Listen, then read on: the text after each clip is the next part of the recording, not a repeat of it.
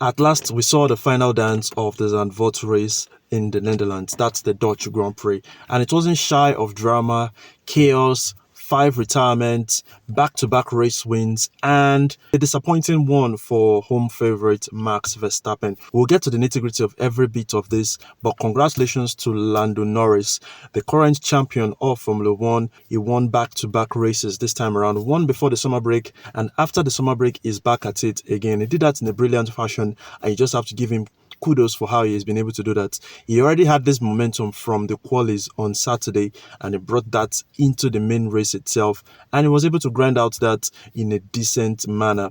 He finished ahead of the Mercedes of Kimi Antonelli in second, and also George Russell in third. And I believe this is an eye-opener to Mercedes themselves, because they are power unit providers for the McLarens, and the McLarens have been able to finish ahead of them in two races back to back. What have the McLarens done in back-to-back races to be ahead of their power unit provider? Anyway, we'll leave that to Toto Wolff, everyone in the garage of the Mercedes, to answer. But let's run you through how the race ended. Lewis Hamilton in 4th position, Charles Leclerc in 5th, Oscar Piastri in 6th, Liam Lawson in the Red Bull in 7th, Nico Hulkenberg in the Audi came in at 8th, and in 9th position, it is Fernando Alonso. Absolutely brilliant race he had for himself in the Aston Martin and their upgraded engine at that. 10th was the Alpines, Pierre Gasly. 11th and 12th in the Racing Bulls is Yuki Tsunoda and Arvid Lindblad. 13th in the Audi, Gabi Bortoleto. Colapinto 14th, Checo Perez in 15th, Carlos Sainz in 16th, and Alex Albon. By the way, this last two had a very, very disappointing showing towards the end of the race, as Carlos Sainz crashed into his own teammate, Alex Albon. I felt that was totally unnecessary. So at the start of the race towards lap 2, Max Verstappen halted things as he crashed into the barriers, and that brought out the red flag for the race to be stopped, for his car to be cleared, and all of the debris on the track, which was quite disappointing for a home favourite, the last Zandvoort race, and he wasn't able to finish the race. And we are glad nothing happened to him, because he walked out of the car very fine and okay after that accident. Then as the race was about to restart, on the next formation lap that we had, Oliver Behrmann also retired, which made him to just park the car just near the track at that point, and another formation lap had to be formed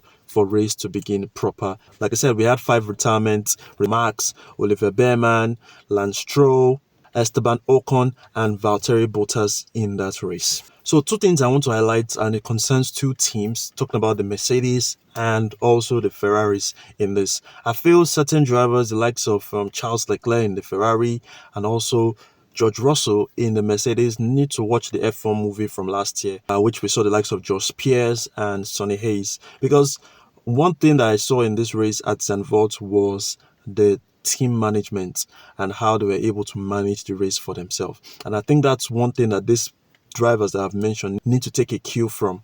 And at some point when Lewis Hamilton was having the much better tire and pace, Charles Leclerc was called into the pit, but he defied that, and looking to chase. I think it was George Russell who wanted to chase at that point in time. He defied that, but much later he adhered to that instruction. But in the midst of that, you could see that he still had that body language of not wanting to yield to his own teammate, which was Lewis Hamilton, who had a better pace, and it was still going much better than what Charles Leclerc had at that point in time. I feel this is the point they need to sit both drivers down, most especially Charles Leclerc, to know that there are some things that won't go your way in certain conditions, and you need to yield and listen to your team. The team comes first ahead of any agenda or propaganda that you might have in the race. And as for George, yes, I understand that you want to catch up with your teammates on the standings, but there are some decisions that won't go your way. But he adhered to it much later, because there was a swap between both Antonelli and Russell much later, which made Antonelli to clinch second in the race. And if he still had much time, he probably would have caught up with Lando Norris, even though the Mercedes still had one issue or the other, because he complained about grip much later in the race. But all in all, you still have to give it to Lando Norris. There was a slick move he had on Antonelli to take that P1, which ended up making him become the race winner in the race. You have to give it to the McLaren also. Something has been working for them recently, and you can see that momentum gradually coming up. And with time, you probably might see the McLaren being the second best team because the Ferraris at this point in time look unserious, just flatter to deceive at every moment in time right there. But congratulations to Lando Norris, congratulations to McLaren, and then quite disappointing for Max Verstappen. I'm sure he's going to shrug off this and move on from that incident that happened much earlier in the race. But just some notable mentions: Yuki Tsunoda was brilliant in that car. That's the first time he's going to be driving the 2026 car in this new rules and regulation that F1 has adopted at this point in time. He didn't finish in the points, finished 11th, but you could still appreciate the work he put into.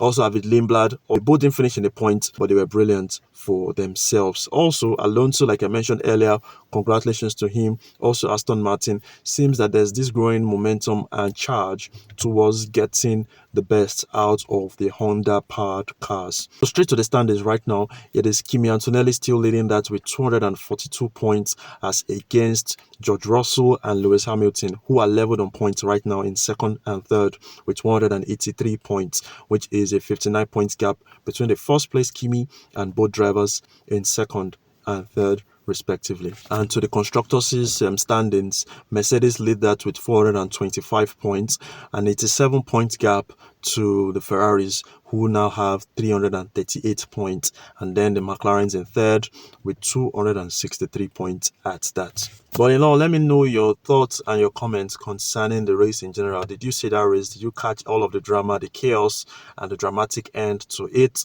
Let me know your thoughts in the comments section. F1 will return next in the fortnight at Monza, which is going to be the Italian Grand Prix. We can't wait to get into that. And gradually, F1 is getting towards the end of the season. Do well to have for yourself a great time, and I'll see you in my next video. Cheers.